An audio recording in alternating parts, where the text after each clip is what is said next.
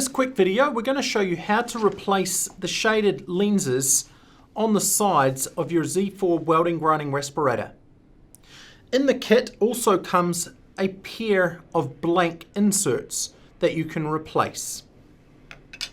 To replace these, you just lift your weld visor open, and then coming on the inside, you want to press the far edge of that lens out.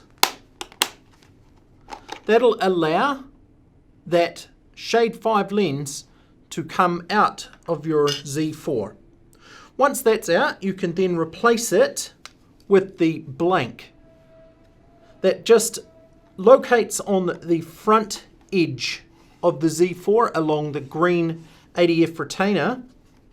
You want to make sure that that's pressed in good and tight against that retainer, and then you can click the other edge back into position. You can then repeat the process on the opposite side by pressing out on the inside at the rear side of the lens and then replacing that with that blank lens. Again, making sure we're pressed in tight against the ADF lens retainer and then clipping that into position at the back.